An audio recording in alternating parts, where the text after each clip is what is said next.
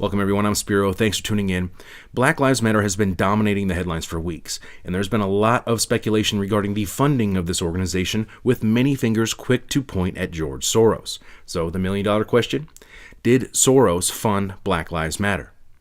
Yes, he absolutely did, and I'll get to more of that in a minute. But George Soros is not the only source of funding for Black Lives Matter. In fact, Soros and his funding is just another spoke in the wheel of a massive, well-financed, politically motivated campaign with the desired goal to transform this current system of control and destroy it, basically, and out of the ashes of that, build a new system of control.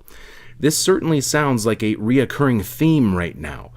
Very similar to what we've been hearing from the United Nations, the World Economic Forum, the central banks, and governments from around the world as they are preparing for the Great Reset and a global paradigm shift, which we'll get back to later in this video. But right now, we're going to look at who exactly is funding Black Lives Matter.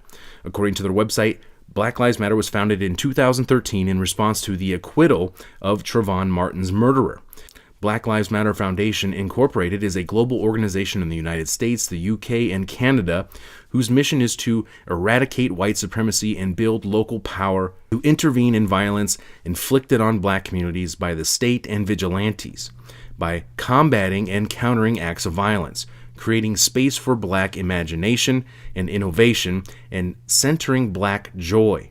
The BLM movement exploded in 2014 after a police officer shot dead unarmed 18-year-old Michael Brown in Ferguson, Missouri, a controversial case as police responded to a robbery, and the suspect, Mike Brown, allegedly attacked the police officer, Darren Wilson, who then shot and killed Mr. Brown, according to reports. Now, a grand jury declined to press charges on the police officer. This was the catalyst for large Black Lives Matter protests that turned violent and became riots, where we all witnessed massive civil unrest as demonstrators clashed with police and the National Guard on a scale that was shocking at the time, and so was the militarized police response. Around this time is when George Soros stepped in through his Open Societies Foundation, as well as grant making from the Center of American Progress to the tune of $33 million to fund Black Lives Matter.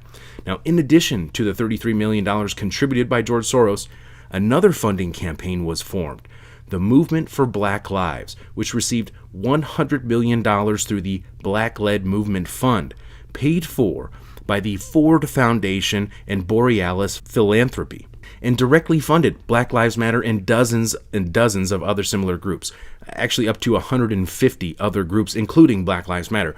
Now, Black Lives Matter at that point had not only secured the financial support of wealthy donors, but also had the backing from their media organizations, which, in addition to helping Black Lives Matter to recruit, it also helped to sell their movement and sow racial division, sell the narrative.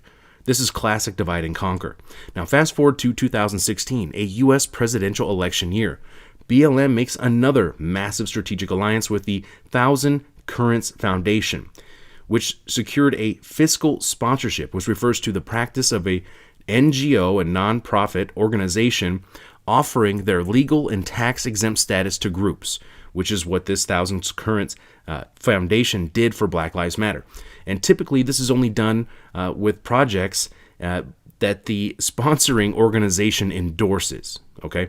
And there's much more into this Thousand Current group and who they were previously.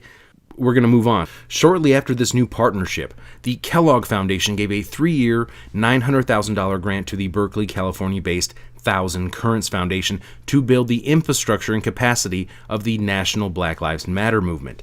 The Kellogg Foundation also contributes to other left-wing groups which actively work against the conservative and Republican politicians and their agendas. Again, keep in mind that the left-right paradigm is a false paradigm. This again falls into the divide and conquer strategy. Okay, moving on.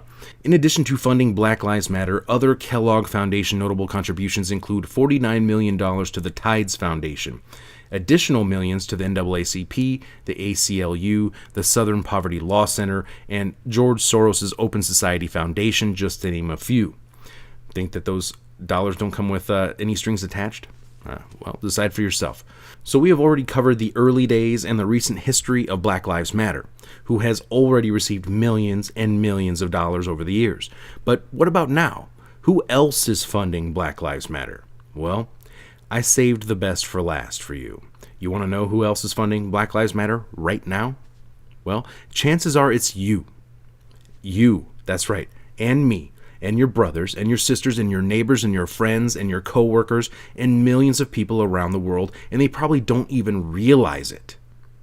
How is this possible, you ask? Well, because companies and mega corporations that you most likely do business with, and if not you, millions and millions of people around the world do business with, these companies are donating hundreds of millions of dollars to Black Lives Matter and Black Lives Matter related groups at this point. Companies and mega corporations like Google, Facebook, Amazon, Apple, Walmart, Target, Home Depot, Nike, YouTube, Twitter, Microsoft, Netflix, Airbnb, virtually all of the major cell providers, just to name a few. The list literally goes on and on and on, and I'm going to provide links below so you can go through and see for yourself. So, will someone please explain to me how exactly this Black Lives Matter movement is a grassroots organization when literally they have the support from virtually it's the entire establishment at this point? I haven't even gotten into the politicians or the celebrities who have publicly endorsed this or donated money themselves. So the next time you hear somebody say, well, how come Black Lives Matter is allowed to protest and riot and loot and beat people in the streets and kill people in the streets across the country and other countries while the rest of us are on lockdown? The answer is because they not only have the support of the establishment, they are a proxy army of the establishment or the deep state or whatever you want to call it. And when you read over the foundations which fund and support Black Lives Matter, you see that they also support the UN Agenda 21, the UN 2030 Agenda, just like these mega corporations do. So I'm not surprised to see that the United Nations has been trying to get involved in this situation here in the US because, in my view, this plays right into the planned destruction of this country, and it's happening right now. This is just the next phase of the operation. And just to be clear, I'm not Republican and I'm not Democrat. I support basic human rights and civil liberties for everyone. But when I see a proxy army conducting a destabilization operation under the false pretext of seeking racial and social justice, I have to call it out. I have to call BS. This is not really about justice. This is certainly not about Black lives, especially when you take into consideration the fact that Black Lives Matter is funded by rich white men, endorsed by the establishment, the same establishment that oppresses each and every one of us regardless of our race, our religion, our sexual orientation. This is divide and conquer 101. If we are too busy fighting each other over a manufactured crisis sold to us by the media and the politicians, and the celebrities, we will never rise up above this system of oppression which is targeting all of us. Wake up.